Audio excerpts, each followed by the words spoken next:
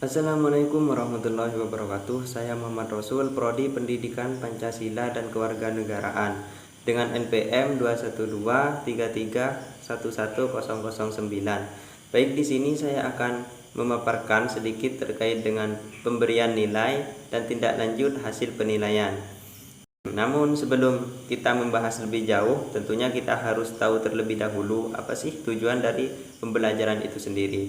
Nah, tujuan pembelajaran itu sudah tertera di dalam Undang-Undang Nomor 2 Tahun 1989 tentang pendidikan. Bahwa tujuan pendidikan itu untuk mengembangkan proses berpikir kognitif, afektif, dan psikomotor. Yang pertama, kognitif. Jadi ini berkaitan langsung dengan kerja-kerja otak ketika berpikir. Di dalam aspek kognitif ini yang diukur diantaranya adalah pengetahuan, praktek, analisa, sintesis, dan lain sebagainya.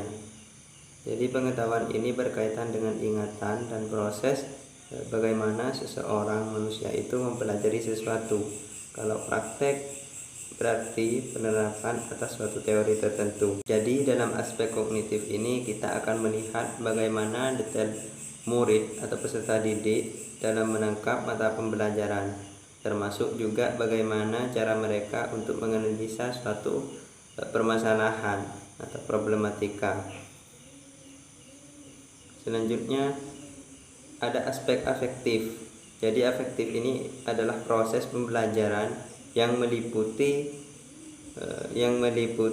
bagaimana individu bersikap dan bertindak dalam lingkup sosialnya.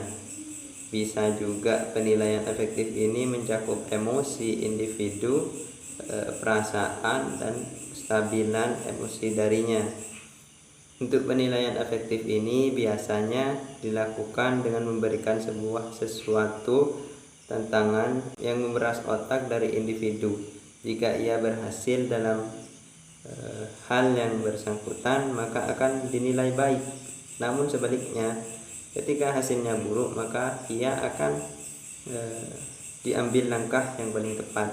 Selanjutnya, aspek psikomotorik adalah aspek yang berkaitan dengan keterampilan individu dalam suatu hal tertentu. Biasanya keterampilan ini juga berkaitan dengan bagaimana sikap, minat, maupun bakat dari seseorang individu tersebut atau peserta didik. Bisa jadi seseorang anak tidak begitu pandai dalam hal pembelajaran kognitif, namun boleh jadi semangat kompeten di aspek psikomotoriknya. Oleh karena itu, kita tidak boleh menghakimi kekurangan seseorang, terutama dalam hal kemampuan otak. Yang pertama ada prinsip-prinsip pemberian nilai. Sistem penilaian yang digunakan dalam kurikulum berbasis kompetensi atau KBK adalah penilaian kelas otentik atau kelas saja. Adalah proses pengumpulan informasi oleh guru tentang perkembangan dan pencapaian pembelajaran yang dilakukan peserta didik melalui berbagai teknik, mampu mengungkapkan pembuktian dan menunjukkan secara tepat dan benar.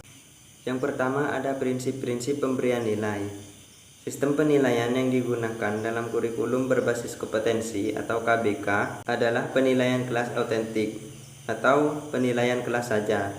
Penilaian kelas adalah proses pengumpulan informasi oleh guru tentang perkembangan dan pencapaian pembelajaran yang dilakukan anak didik melalui berbagai teknik yang mampu mengungkapkan, membuktikan, dan menunjukkan secara tepat bahwa tujuan pembelajaran dan kemampuan kompetensi telah benar-benar dikuasai dan dicapai.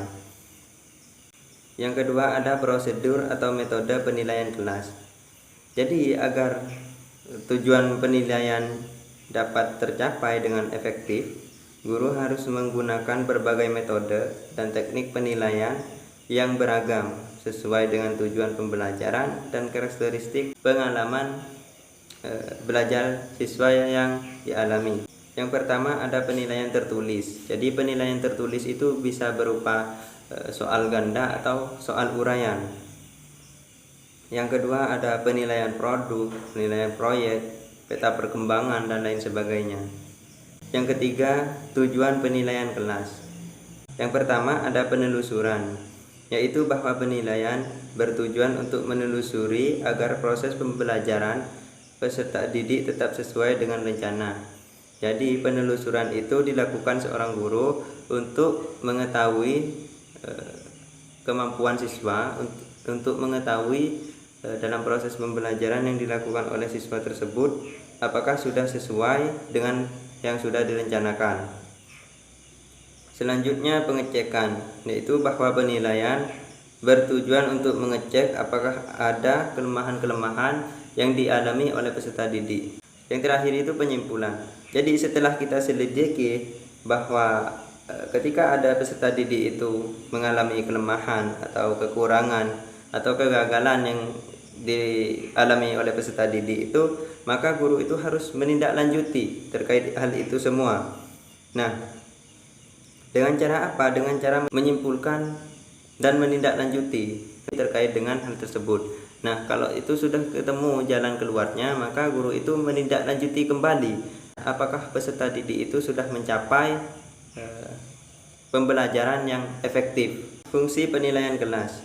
Yang pertama, fungsi motivasi. Jadi guru itu di samping mengajar, bukan lantas guru itu hanya fokus kepada pembelajarannya saja, akan tetapi seorang guru itu harus bisa atau mampu memberikan motivasi agar peserta didik itu bisa semangat dalam proses belajarnya.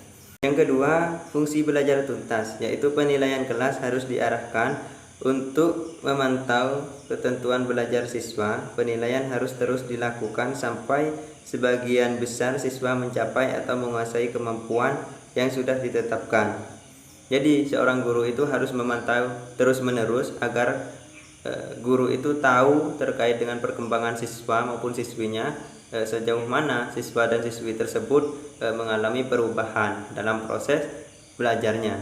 Yang ketiga, fungsi sebagai indikator efektivitas pembelajaran, yaitu berarti bahwa di samping untuk membantu kemajuan belajar siswa, penilaian kelas juga digunakan untuk melihat seberapa jauh proses belajar mengajar telah berhasil. Jadi di sini sudah jelas bahwa di samping membantu kemajuan siswa, guru itu memantau secara langsung sejauh mana siswa itu mengalami perubahan. Selanjutnya, evaluasi pembelajaran. Penilaian hasil belajar oleh satuan pendidikan bertujuan menilai mencapai standar kompetensi lulusan untuk semua mata pembelajaran. Penilaian dimaksud merupakan penilaian akhir untuk sekolah. Dari rincian penilaian pendidikan tersebut terdapat beberapa bentuk penilaian yang digunakan untuk menilai hasil belajar siswa.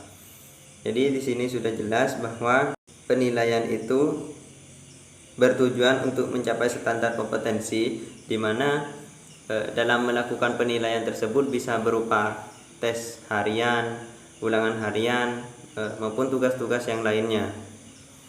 Nah, mungkin itu saja yang dapat saya sampaikan. Kurang dan lebihnya saya mohon maaf. Wallahul muwaffiq ila aqwamit thoriq. Assalamualaikum warahmatullahi wabarakatuh.